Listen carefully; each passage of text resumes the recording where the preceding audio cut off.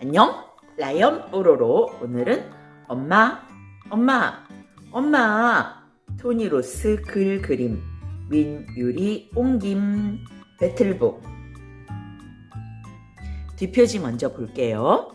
세상 모든 엄마와 아이들이 날마다 겪는 유쾌한 소동. 어린 공주의 하루는 말썽투성이에요. 물통을 엎지르고 시소에서 넘어지고 침대 밑에 사는 괴물이 무서워 잠도 못 자거든요. 곤란한 일이 생길 때마다 공주는 크게 소리를 지른답니다. 엄마 불러줘. 그러던 공주가 엄마 없이 하룻밤을 지내게 됐어요. 공주는 엄마가 보고 싶지 않을까요? 그럼 엄마는요? 엄마!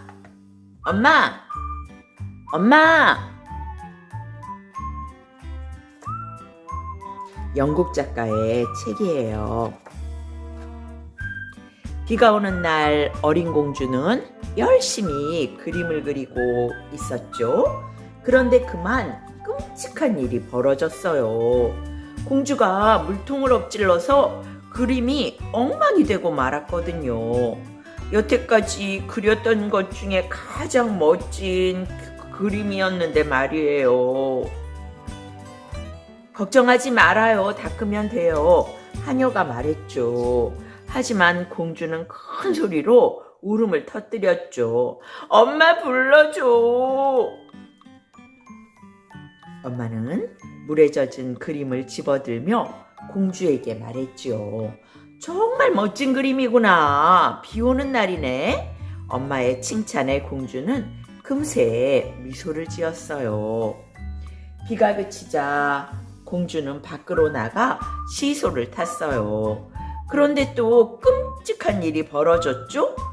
공주가 미끄러져서 무릎을 찢고 말았거든요. 자, 이제 괜찮아요. 의사가 공주를 달래며 이상한 냄새가 나는 약을 무릎에 발라주었어요. 하지만 공주는 큰 소리로 외쳤죠. 엄마 불러줘. 엄마는 공주의 무릎에 살짝 뽀뽀를 해주었어요. 냄새가 아주 고약했는데도 말이에요. 공주는 기분이 좋아져서 활짝 웃었지요. 그날 밤 공주는 쉽게 잠을 이룰 수 없었어요. 침대 밑에 무서운 괴물이 살고 있었거든요. 괴물 따윈 없단다. 여기 보렴. 아빠가 침대를 들어보이며 말했지만 공주는 너무 무서워서 눈도 뜨지 못했어요. 계속 소리만 질러댔죠. 엄마 불러줘.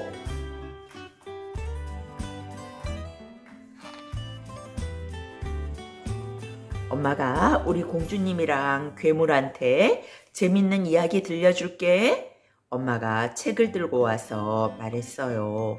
공주는 금세 얼굴이 환해지며 스르르 잠이 들었죠.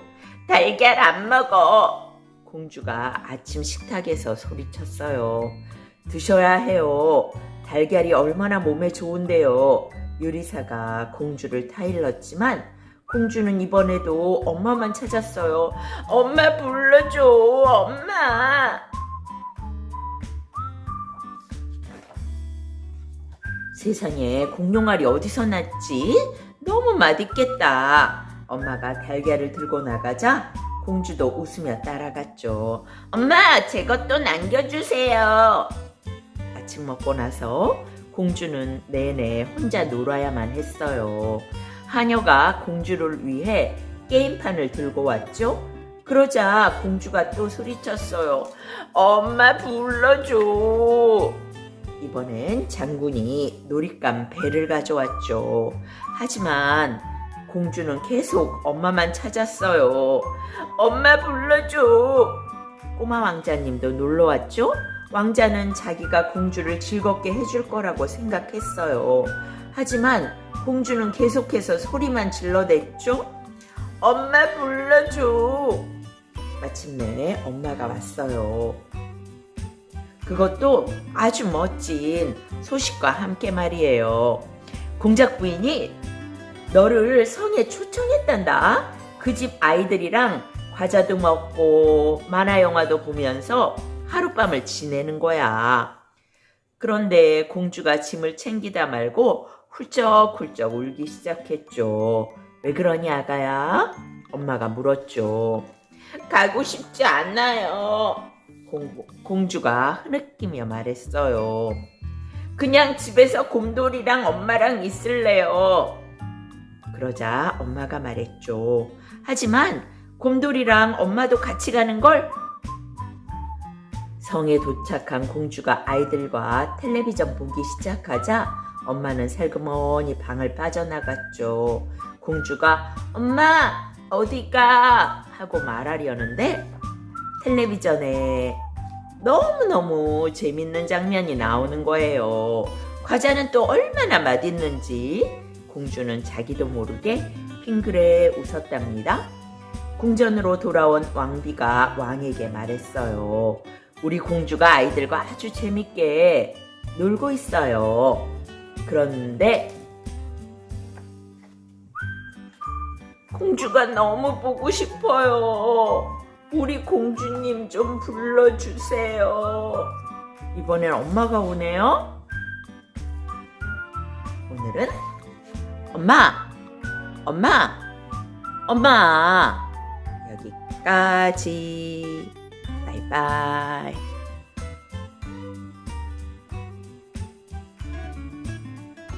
안녕, 라이언 뽀로로. 오늘은 두고 보자 커다란 나무.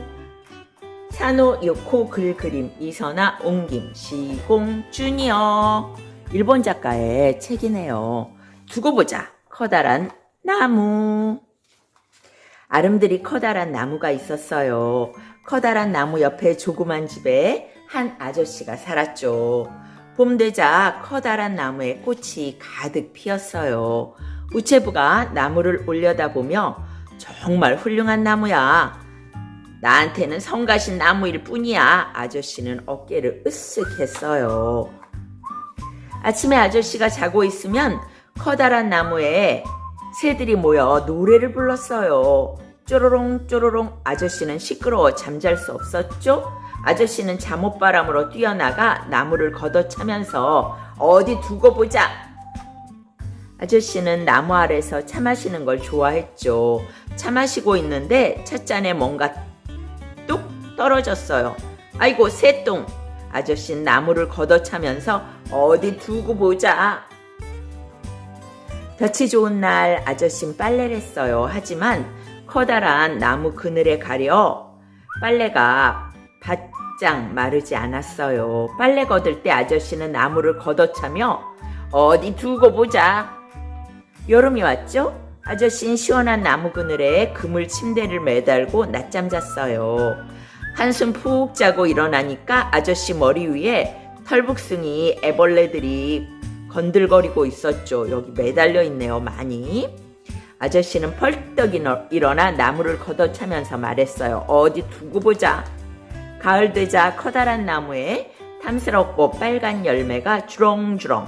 이웃 꼬마들이 빨간 열매를 서리하러 왔어요. 아저씨는 꼬마들을 보고 큰 소리로 호통쳤죠. 이 도둑고양이 같은 녀석들 두고 보자. 그러고는 빨간 열매를 따서 광주리에 가득가득 담았죠. 날씨가 제법 쌀쌀해졌어요. 커다란 나무에서 마른 잎이 떨어졌죠. 쓸어도 끝없이 떨어졌어요. 어디 두고 보자. 아저씨는 이렇게 말하고 쓸어 모은 마른 잎을 태워 고구마를 구웠어요. 그래도 마른 잎은 끝도 없이 떨어졌죠. 고구마를 먹으며 아저씨는 나무를 올려다보고 말했죠. 어디 두고 보자. 눈이 내렸어요. 아저씨는 집 앞에 눈을 치웠죠. 커다란 나무에서 아저씨 머리 위로 눈덩이가 툭 떨어졌어요. 얼굴이 시뻘개진 아저씨는 나무를 걷어차며 말했어요. 어디 두고 보자. 눈덩이가 툭툭 아저씨 몸 위로 연거푸 떨어졌죠. 두고 보자 이 몹쓸 나무. 아저씨는 집으로 뛰어들어가 도끼를 들고 나왔죠. 커다란 나무를 아저씨는 베어버리고 말았죠. 두고 보자 이 몹쓸 나무. 아저씨는 봄이 온 걸 몰랐어요. 커다란 나무가 꽃을 피우지 않았기 때문이에요. 아저씨는 쯧하고 혀를 차고는 조그만 민들레를 바라보았어요. 아저씨는 아침이 온 걸 몰랐어요. 작은 새들이 노래하지 않았기 때문이죠. 늦잠 잔 아저씨는 쯧하고 혀를 차고는 머리 위로 떠오른 해를 바라보았어요. 아저씨는 차를 끓였죠. 차는 있어도 나무 그늘이 없었죠. 아저씨는 하고 혀를 차면서 차를 마셨어요. 아저씨는 빨래를 했죠. 하지만 빨랫줄을 묶을 나뭇가지가 없었죠. 아저씨는 하고 혀를 차고는 빨랫대를 만들었어요. 바람이 불자 빨랫대가 쓰러져 버렸어요. 아저씨는 낮잠 자려 했는데 그물 침대는 있었지만 그물 침대를 매달 나무가 없었죠. 아저씨는 말없이 그물 침대를 벽장 안에 넣었죠.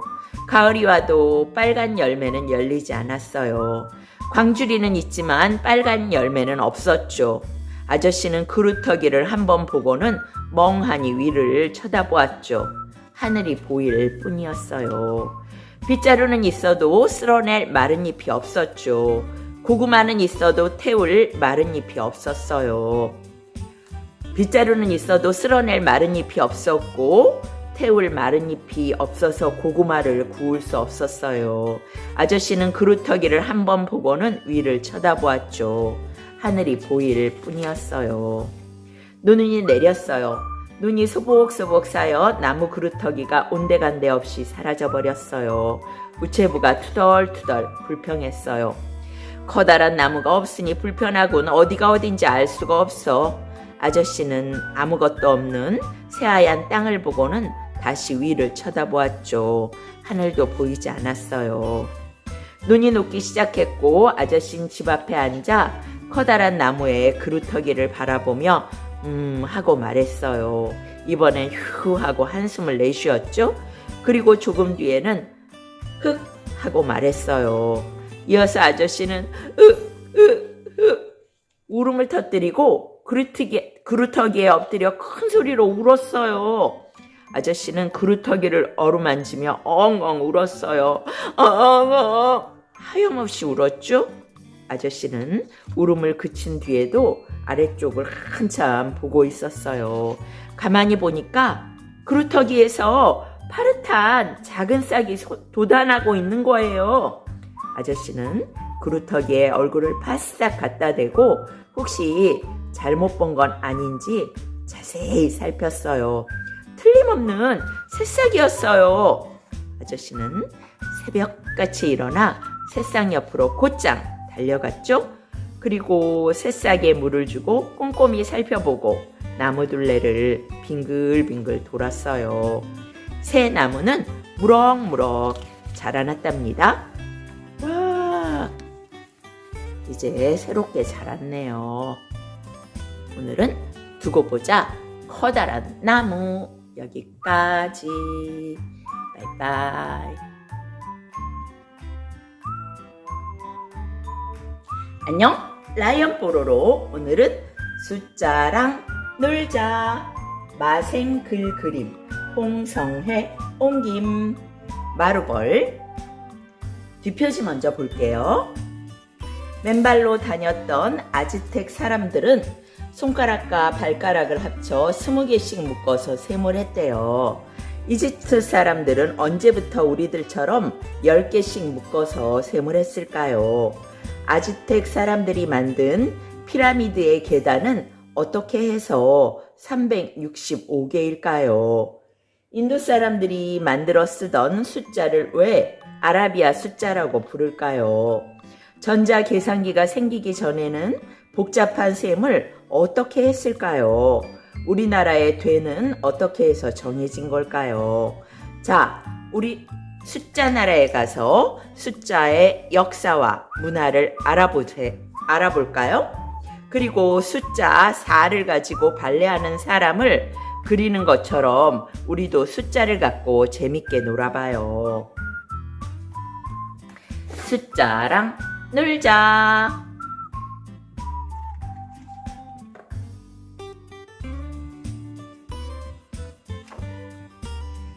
와, 1이라는 숫자로 사람을 만들었네요. 일어나, 삐뽀, 우리와 함께 모험 떠나자. 오늘은 숫자 나라에 가서 10명의 작은 친구들을 만날 거야. 그리고 여러 가지 수를 세는 법과 길이나 무게를 재는 법들이 어떻게 생겨났나 알아볼 거야.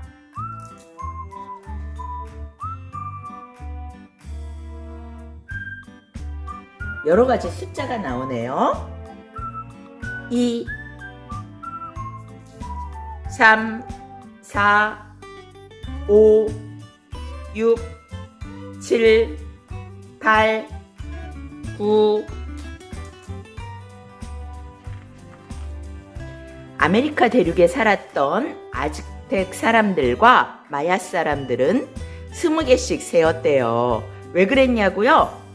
그때 사람들은 맨발로 다녔죠. 그러니까 손가락 10개, 발가락 10개. 이 20개로 셈을 했던 거죠. 수를 나타낼 때는 그림을 그렸어요. 20개는 깃발로 표현했고요. 20개씩 20묶음인 400은 깃털로, 20개씩 400묶음인 8000은 주머니로 나타냈고 말이에요.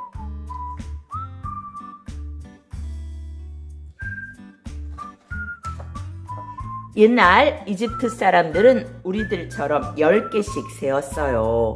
수는 세로줄을 그어서 표시했죠. 1은 줄 1개, 2는 줄 2개, 이렇게 말이에요. 10은 손잡이 모양으로 나타냈고요. 100은 밧줄을 감아놓은 모양으로 나타냈고요. 1000은 연꽃 줄기, 10만은 올챙이로 나타냈어요. 100만은 하느님을 그려 표시했대요.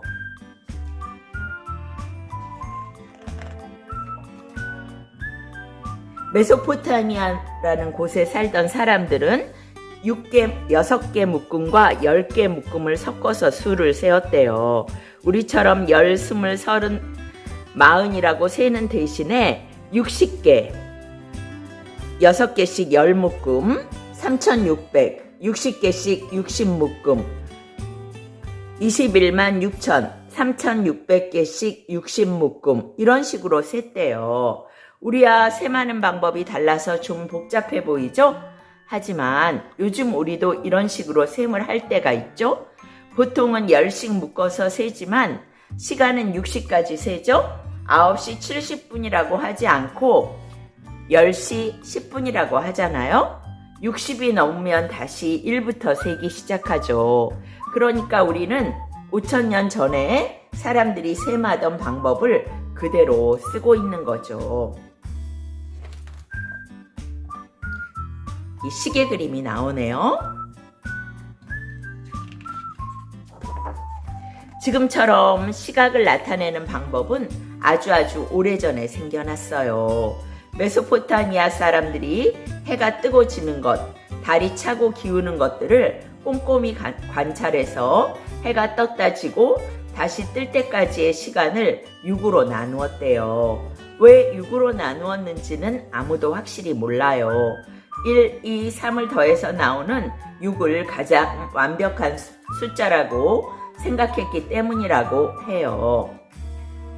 1하고 2하고 더하면 3이고 거기에 3을 더 더하면 6이니까 완벽한 숫자라고 생각했다는 거죠. 그때부터 하루는 24시간, 6을 2배하고 또 2배한 수, 6 곱하기 4는 24죠. 1시간은 60분, 1분은 60초가 된 거예요. 옛날 사람들은 길이나 무게를 잴 때 사람의 몸을 직접 사용했죠. 요즘도 우리가 길이를 잴 때 손을 쫙 펴서 한 뼘, 두 뼘 이렇게 잴 때가 있죠.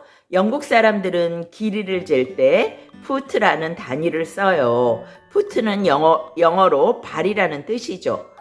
옛날 로마 사람들이 한 발, 두 발 하고 발로 길이를 쟀는데 이것이 오늘날까지 길이를 재는 단위가 된 거예요. 또 영국 왕 헨리 1세가 자기의 코에서부터 한쪽 팔을 뻗은 끝까지의 길이를 1야드로 하고 정한 것이 오늘날까지 쓰이고 있어요. 신기하죠? 재밌죠? 1야드가 헨리 1세의 코에서 한쪽 팔을 뻗은 끝까지의 길이라니요. 중국에서는 먼 거리를 잴 때 한 사람이 정해진 시간 동안 걸을 수 있는 만큼으로 나타냈대요. 그래서 언덕을 올라갈 때의 거리가 내려올 때의 거리보다 짧았다는 거예요. 내려올 때 좀 빨리 내려오니까요. 우리나라에서는 옛날에 곡식이나 가루 같은 것을 잴 때 농부 아저씨의 두 손을 모아서 거기에 담기는 양을 한 되라고 했어요. 요즘도 시장 가면 쌀이나 콩을 되로 재서 담아주는데 본 적이 있나요? 우리 몸을 이용해 길이나 양을 재면 재는 사람의 손, 발의 크기에 따라 달라지게 되겠죠? 그래서 200년 전에 미터법이라고 하는 것을 정해서 우리나라와 대부분의 나라에서 쓰고 있죠. 미터법은 모든 것을 10씩 세죠. 길이는 미터, 부피는 리터, 양은 킬로그램의 단위로 나타내는 방법이 바로 미터법이죠. 수를 나타내는 방법은 시대나 나라마다 다르지만 가끔 놀랍게도 같은 숫자로 나타내는 것을 볼 수 있죠. 예를 들면 아즈텍 사람들이 만든 치첸이라는 피라미드는 꼭대기까지 올라가는 계단의 수가 365개래요. 1년에 날짜 수, 날의 수하고 똑같은 거죠. 오랫동안 사람들은 0이라는 숫자를 쓸 줄 몰랐어요. 아무것도 없다는 것을 나타낼 때는 그냥 자리를 비워두었던 거죠. 하지만 인도 사람들과 중국 사람들은 아주 옛날부터 0을 만들어 쓰고 있었어요. 아랍 사람들이 인도를 차지했을 때 인도 사람들에게서 0을 처음 배우게 됐다니까요. 그 후에야 0이 세계 여러 나라에 널리 전해져 쓰이게 되었죠. 지금 전 세계 어느 나라에서나 쓰이고 있는 숫자 1, 2, 3, 4, 5, 6, 7, 8, 9, 10 1, 2, 3, 4, 5, 6, 7, 8, 9 0 아라비아 숫자라고 부르죠. 하지만 사실은 이 숫자들도 인도 사람들이 약 3,000년 전부터 만들어 쓰던 거예요. 이 숫자들이 전해지기 전에 유럽에서는 로마 숫자라는 것을 썼죠. 가끔 시계판에서도 볼 수 있는 1, 2, 3, 4, 5, 6, 7, 8, 9, 10 이렇게 로마 숫자죠. 1, 2는 안 보이네요. 3, 4, 5도 없고요. 8, 9, 10 11, 12 로마의 숫자죠. 숫자로 아주 다양한 그림을 그렸네요. 재미있는 그림들이에요. 오랫동안 사람들은 숫자를 전혀 사용하지 않고도 매우 복잡한 덧셈, 뺄셈을 했어요. 조약돌이나 씨앗이나 조개 껍질, 나뭇가지 같은 것을 일정한 방법으로 늘어놓고 셈을 했던 거죠. 나무 껍질에 자국을 새겨 계산하기도 했어요. 그런가 하면 10손가락만 가지고도 100만까지 셀 수 있었던 사람들도 있었다고 해요. 놀랍죠? 손으로 어떻게 100만까지 셀까요? 그리스의 수학자 아르키메데스는 주판을 써서 이 우주를 이루는 알갱이의 수도 셀 수 있다고 큰 소리를 치기도 했대요. 태평양에 있는 어느 섬에서는 색깔과 길이가 다른 끈들을 이용해서 셈을 했대요. 끈이 주판과 비슷한 역할을 했던 거죠. 전자 계산기가 주로 사용되고 있는 오늘날에도 주판이 쓰이고 있죠. 가게나 은행에서 가끔 주판 쓰는 걸 볼 수 있어요. 주판 쓰는 것이 익숙해지면 계산기로 셈하는 것보다 주판 셈이 더 빠르고 정확하다네요. 전자시계나 계산기에 나오는 숫자들을 잘 보면 몇 개의 막대기로만 이루어져 있는 걸 볼 수 있죠? 요런 숫자요. 숫자 8을 이루는 7개의 막대기만 있으면 모든 숫자를 나타낼 수 있어요. 성냥개비들로 한번 숫자를 만들어 보세요. 이렇게 쓰인 숫자를 디지털 숫자라고 해요. 어때? 숫자라기보다 기호처럼 보이죠? 이 디지털 숫자로 4, 3, 2 이런 숫자를 만들었네요. 숫자를 여러 모양으로 바꿔보는 건 정말 재밌어요. 사람 모양으로 혹은 여러분이 좋아하는 동물 모양으로도 만들 수 있어요. 삐뽀는 숫자 6, 4, 2를 가지고 사람 얼굴 옆모양, 옆모습을 그렸네요. 숫자 4로는 발레하는 사람도 그릴 수 있고요. 재밌죠? 자, 이제는 여러분이 숫자를 가지고 놀 차례예요. 8로 사람의 몸을 그렸네요. 6으로 사람의 팔과 몸을 그리기도 했고요.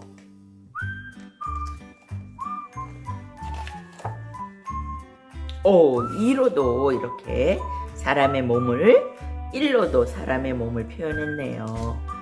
오늘은 숫자랑 놀자. 여기까지. 바이바이.